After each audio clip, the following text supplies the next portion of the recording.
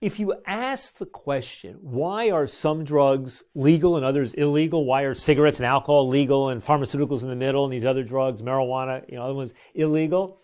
Some people sort of inherently assume, well, this must be because there was a thoughtful consideration of the relative risks of drugs. And, but then you think, well, that can't be because we know alcohol is more associated with violence than almost any illegal drugs. And cigarettes are more addictive than any of the illegal drugs. I mean, heroin addicts routinely say it's harder to quit cigarettes than it is to quit heroin. So it's not as if there was ever any kind of National Academy of Science that 100 years ago decided that these drugs, these ones had to be illegal and those ones legal. And it's not as if this is in the Bible or in the Code of Hammurabi. I mean, nobody was making legal distinctions among many of these drugs back until the 20th century, essentially.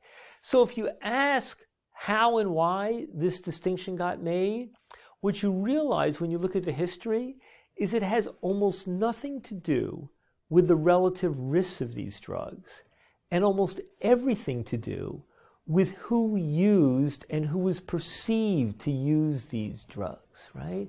So there was, back in the 1870s, when the majority of opiate consumers were middle-aged white women, throughout the country, using them for their aches and pains and for their, when the time of the month and menopause, and there was no aspirin, there was no penicillin, lots of diarrhea because of bad sanitation, and nothing stops you up like opiates. I mean, millions, many more, much higher percentage of the population back then used opiates than now, but nobody thought about criminalizing it because nobody wanted to put, auntie or grandma behind bars, right?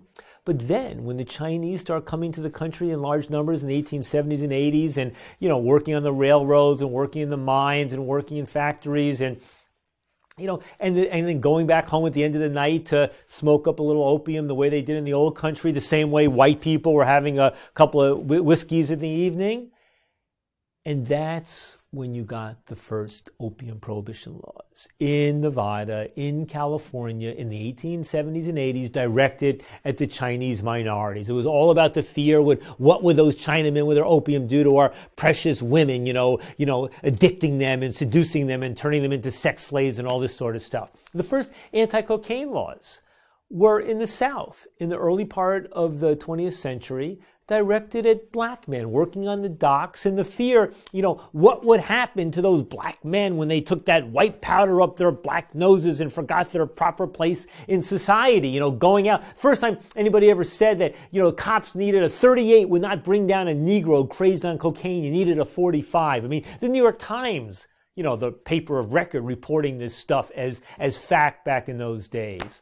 That's when you got the first cocaine prohibition laws. The first marijuana prohibition laws were in the Midwest and the Southwest, directed at Mexican migrants, Mexican Americans, taking the good jobs from the good white people, going back home to their communities, smoking a little of that funny smoking, marijuana, reefer, cigarette. And once again, the fear, what would this minority do to our precious women and children? So, it's always been about that. Even alcohol prohibition was to some extent a broader conflict between the white Americans and the not-so-white Americans, right? The white Americans coming from Northern and Western Europe in the 18th, early 19th century with all of their stuff. And then the not-so-white Americans coming from Southern Europe and Eastern Europe in the late 19th and early 20th century, bringing with them their beer and their vino and their Schlivowitz, right? It was all about that type of conflict. And it wasn't as if the white Americans weren't also consuming.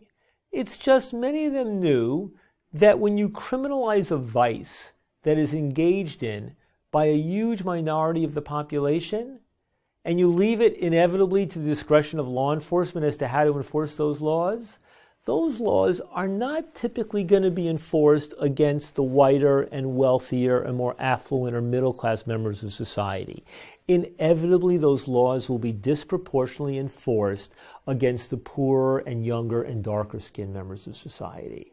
So to some very good extent, that's really what the war on drugs has been about. When people talk about it as the new Jim Crow, in this wonderful book by Michelle Alexander with that title, it's about understanding that, You know, the war on drugs is not just about race, and it's not just about targeting black and brown young people, because God knows, I mean, millions of white people have been swept up in the war on drugs as well. But it is disproportionately and overwhelmingly about that, from its origins to its enforcement to who gets victimized today.